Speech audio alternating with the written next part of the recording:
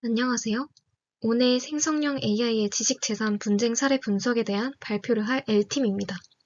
저희는 생성형 AI 기술이 기존 지식재산권 체계에 미치는 영향을 경영학적 관점에서 분석했습니다. 오늘 발표에서는 AI 산출물의 저작물성 인정 여부와 기존 저작물 관련 저작권 침해 문제를 중심으로 미국과 중국의 판례를 비교 분석하고 이를 바탕으로 조직 경영 혁신의 관점에서 얻을 수 있는 시사점을 살펴보겠습니다. 먼저 중국의 판례를 통해 생성형 AI의 산출물과 관련된 법적 쟁점을 파악해 보겠습니다. 생성형 AI는 텍스트, 이미지, 음악 등 다양한 형태의 산출물을 만들어내는 능력을 갖추고 있으며 이는 콘텐츠 산업의 패러다임을 근본적으로 바꾸고 있습니다. 최근 중국에서 생성형 AI와 관련된 판례가 중요한 전환점이 되었는데 주요 쟁점은 두 가지입니다. 첫 번째 쟁점은 생성형 AI 산출물이 저작물로 인정될 수 있는가입니다. 저작권법에 따르면 저작물은 인간의 사상과 감정을 표현한 창작물로 정의됩니다. 하지만 AI가 자동으로 생성한 결과물은 인간의 창작성이 부족하다는 이유로 저작물성 인정 여부가 논란이 되고 있습니다. 두 번째 쟁점은 AI 산출물이 기존 저작물을 복제하거나 유사할 경우 저작권 침해로 간주할 수 있는가입니다. AI는 대규모 데이터를 학습하여 결과물을 생성하므로 원작과의 유사성이 중요한 판단 기준으로 작용합니다. 이 두 가지 쟁점은 생성형 AI와 저작권의 핵심적인 논의이며 중국과 미국의 사례를 통해 이를 구체적으로 살펴보겠습니다. 중국에서 생성형 AI가 만든 창작물에 대한 법적 판결에 따르면 의거성과 실질적 유사성을 고려합니다. 궁극적으로 AI 산출물이 기존 저작물에 대한 저작권을 침해하는지 여부는 법원이 구체적인 사실관계를 판단하여 결정합니다. 이는 생성형 AI 서비스가 만들어낸 이미지에 대해 저작권 침해를 인정한 최초의 판결이라는 점에서 의미가 있습니다. 첫 번째 본론에서는 생성형 AI로 만든 이미지에 대한 저작권 인정 사례를 살펴보겠습니다. 이 사례는 AI를 활용한 창작물에 대해 저작권을 인정할 수 있는가에 대한 중요한 시사점을 제공합니다. 첫 번째 사례로 이미지 생성 AI 미드저니를 이용해 만화책 새벽의 자리아를 제작한 경우가 있습니다. 신청인 크리스티나 카슈타노바는 AI를 이용하여 창작한 만화책의 저작권 등록을 신청했으나 미국 저작권청은 AI 산출물을 제외하고 인간이 창작에 기여한 텍스트와 그림의 배열에 대해서만 저작권을 인정했습니다. 즉, 저작물의 창작자 요건에서 인간의 창작적 개입이 필수적이라는 원칙에 따라 AI 산출물 자체에 대해서는 저작권을 인정하지 않았습니다. 다만 인간의 창작적 기여 부분이 AI 산출물에 있다면 해당 부분에 대해 저작권이 인정될 수 있다고 판단했습니다. 중국에서는 이미지 생성 AI 스테이블 디퓨전을 이용해 아시아계 젊은 여성의 이미지를 생성한 사건에서 베이징 인터넷법원은 원고가 창작 과정에 지적 노력을 투입했음을 인정하여 AI 산출물인 이미지를 원고의 창작적 노력에 따른 저작물로 판단했습니다.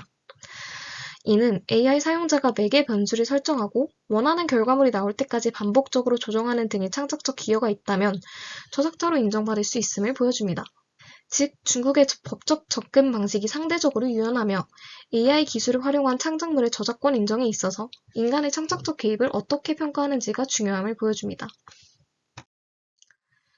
미국과 중국의 판례를 통해 생성형 AI로 만든 이미지라도 인간의 창작적 기여와 노력이 투입되었다면 저작물로 인정될 수 있다는 가능성을 발견할 수 있었습니다.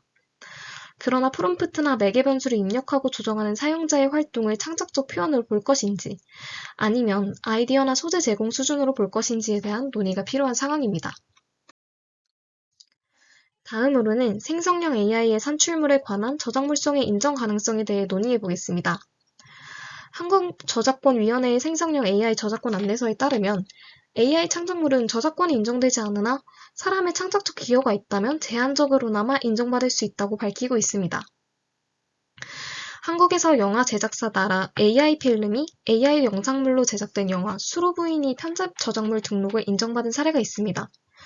이는 AI 산출물인 영화 자체의 저작권을 인정한 사례는 아니지만 편집 저작물로서의 등록을 인정한 것입니다. 즉, AI 수로 부인에 대한 편집 저작물 등록을 허용한 것은 앞선 새벽의 자리아 사례와 마찬가지로 AI 사용자의 창작적 기여를 인정할 것으로 해석해 볼 수 있습니다. 다음으로 미국의 생성형 AI 저작권에 관한 두 가지 사례를 살펴보겠습니다. 먼저 미국 캐드레이와 메타 플랫폼스 사건에서는 리처드 캐드레이 및 이인의 작가가 메타 플랫폼이 자신들의 저작물을 무단으로 이용하여 생성형 AI를 학습시켰다고 주장하며 집단 소송을 제기했습니다. 이에 대해 법원은 단순히 생성형 AI의 학습에 작품을 이용한 것은 저작물을 재생산하는 것이 아니므로 저작권을 침해한다고 단정 지을 수 없다고 판단했습니다.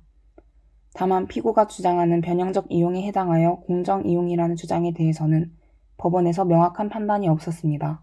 메타 플랫폼에 대한 판례와 비슷하게 사라 앤더슨과 스테빌리티 AI 사이의 소송 사례도 있습니다.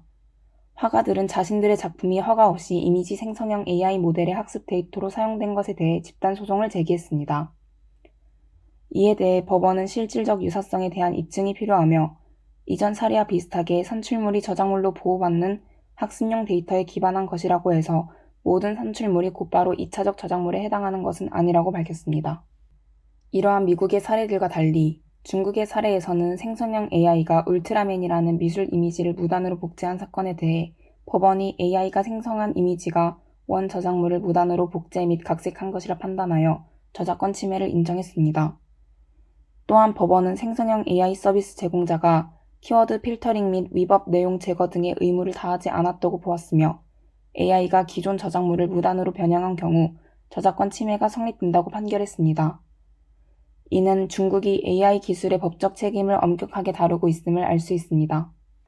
앞에서 살펴본 미국과 중국의 사례를 비교해 보겠습니다.